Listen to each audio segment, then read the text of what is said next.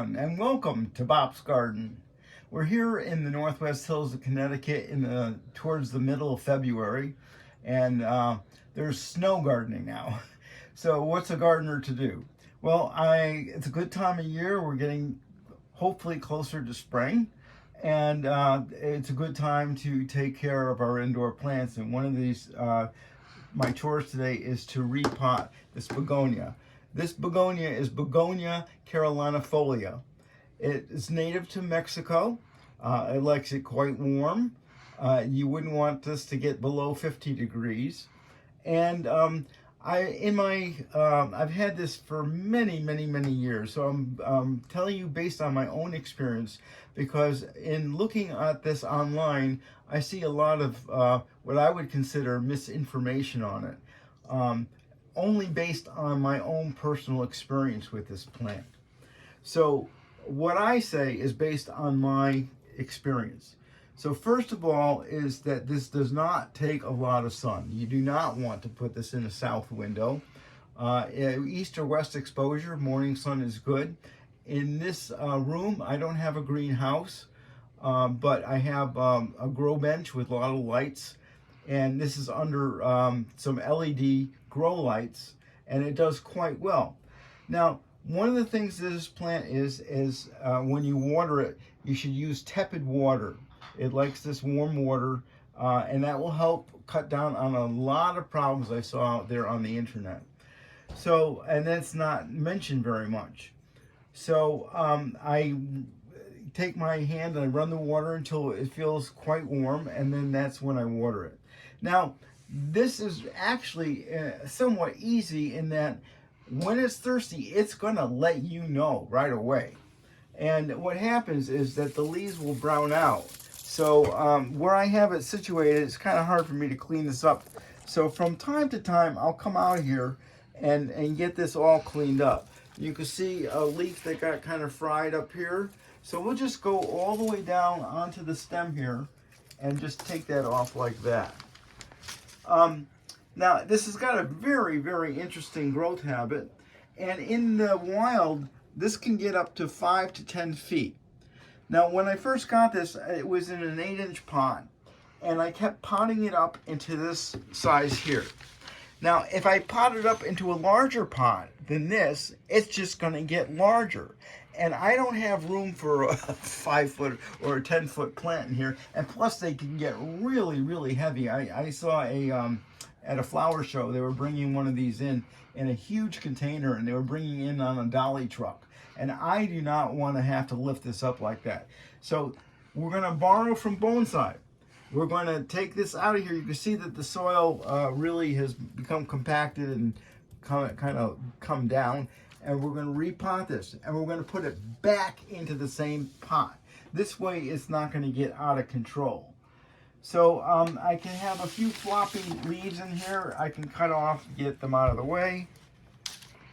And this will keep on throwing shoots out from the base. We have some more crinkled leaves in here. I'll take this out. And we'll take this one out. We'll just clean it up, let some air in, air circulation in, and it will look a lot better, and it'll be a lot healthier. So you don't be afraid. You can cut these right down to where the tubers are. This is a tuberous begonia. And that looks really good. So now we're going to get this out of the pot, and we'll just tease out some of that soil, and we just put fresh soil back in, and I want to bring it up to within about a ½ an inch or maybe an inch from the top here. So we'll go ahead and do that now. All right, so we've gotten this out of the pot, and I want to warn you that you got to be really careful with this. What I do is I give it a real good whack on the side of the pot several times all the way around, and do not try to lift this up by pulling on the tuberous roots, stems here, because it'll just rip right out of the begonia. So when you do that, what I do, you can see this hole that I made here with my finger. I just get my fingers down here and I gently pull on the root ball, not on these stems. And the same thing when we get it back into this pot is to hold the root ball together rather than try to lift it up by these, because they'll just come right out of there. Now, if you had an accident and it did come out of there, there will be some roots around there and you could repot it, but you want to try to keep this together as much as possible. Now, you could also divide this. We could go right through the middle of this and you can end up with 2 plants. So that's also an option. So we're going to remove some of this older soil. You see it's rather wet. This soil is Control Grow. It's the brand of the potting soil. We want, for begonias, we want a soil that is quite water retentive, but we also want it to be fast draining. And this soil works very well for begonias. You don't want to use something like a cactus mix, because that'll get too dry, and these do not like to be dry. So wait till they're just barely damp until you water again. And you can see I have some pea stone and some larger stones mixed in here that helps with the drainage. Also, these can get top heavy. So with that in mind, if there's not weight down here, the whole pot will tip over. I learned that quite quickly. So I put some larger rocks in there. I usually don't do that, but with this plant, it needs it. So you'll see how wet this is now. It will be okay. Most of the times when I'm repotting, I like it to be on the dry side. With a begonia, you really don't need to worry about that too much, because you don't want them to dry out. So we'll do the same thing we would do with bonsai. We have a sharpened chopstick, and we'll just take some of this older soil away, teasing out the roots that are there. We won't have to take out too much, because it's not that compacted. Now watch as I carefully lift this up by the root ball. And you can see the edges are quite compacted. So we'll take those out.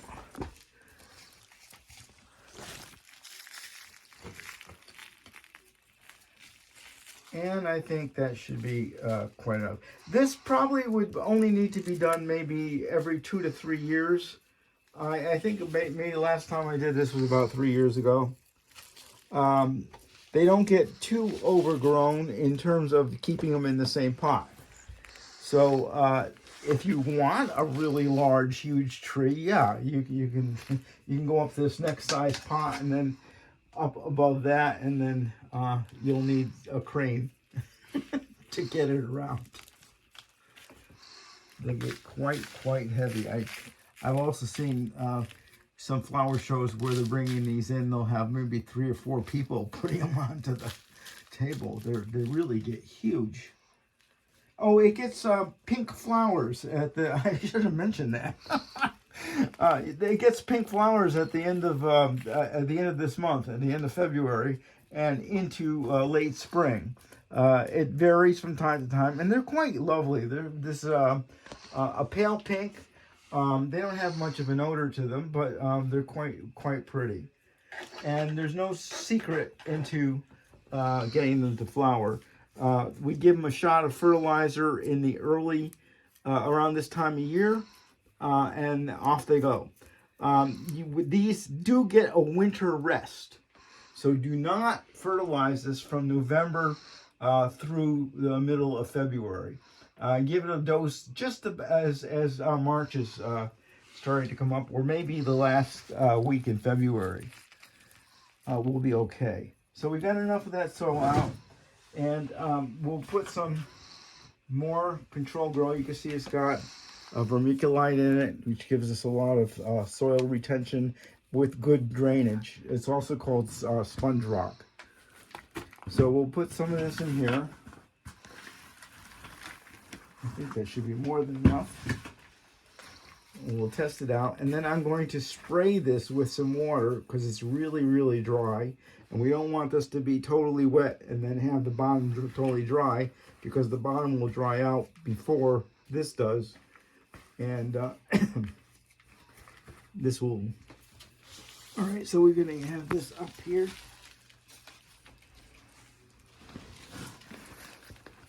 That looks pretty good.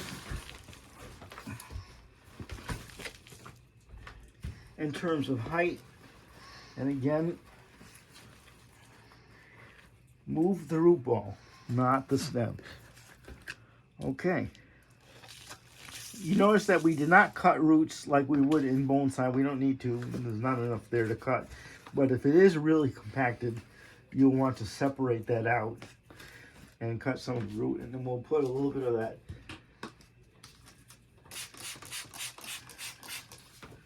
soil down there.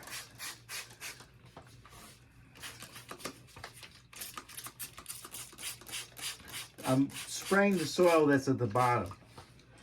And then all we need to do is get this back up to the level. And you can see how much nicer that is. Now, if the soil got that dry on the top, this plant would die. So you don't want to have it that dry. And we'll put this fresh soil and we'll work this in with the chopstick. Okay, so we've worked this in now. This soil here that I'm working into the wet soil, I like to have that as dry as possible because it's very difficult to work in wet soil. So it doesn't matter that the root ball was wet, but this soil that you're putting in should be dry. With this repotting process, it's almost impossible not to break something. And you can see in here, we have new leaves that are coming right up to replace this. So this kind of broke when I was handling it. So I'll just cut those off right there. And that will pop back up. And I'm kind of looking around to make sure everything else is all set. That looks pretty good. You can see how if it does dry out, you'll get this crusty leaf. So I just got to be more careful. And I can take that out too. You don't have to, if you wanted to just cut these ones that are burnt off, you can do that. But I have plenty of leaves on here, so I'll just give some even more air circulation. And you can see there's going to be new tubers coming up here. It's just a very, very interesting plant. So now we'll just take this. This is lukewarm water. It's not cold water at all. And we'll spray this to even it up in terms of the wetness throughout.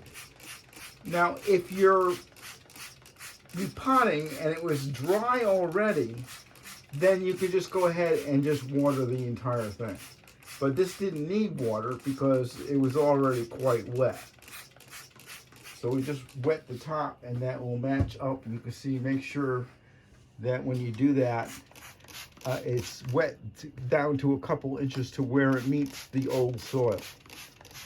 So that's it. A 20-20-20 fertilizer or 10-10-10 fertilizer in the spring and very early spring or late winter, and then maybe once a month with a high nitrogen fertilizer like a 10-10-10. And I also use as a maintenance kind of like a 5-16-16. That was seaweed fertilizer. So that works out all well. And then you stop fertilizing in October in the fall. Make sure if this is outside, I have this outside underneath a tree. Make sure that you bring it indoors before the temperatures fall below 50 or it's going to really suffer. So once you do bring it indoors, I have a dedicated spot where this plant always lives. And that's also helpful to manage these. I do that with all my plants. They have their own special spot, and every year when I bring them outside, they have a special spot outside where they go, and then from that spot, they go back to their winter spot. So it's the same home. Never bring, if you're gonna bring your plants outside, they should be in shade, and then move them into sunnier locations. This will not go into a sunnier location, but you want to do this gradually and do not bring them in and out, in and out. Once they're out, they stay out. Once they're inside, they stay inside. And if you follow these rules, you'll have success with this plant. So thank you for watching Bob's Garden, and we'll see you next time. Remember to please share, subscribe, and comment on my videos. And remember, be curious, not judgmental.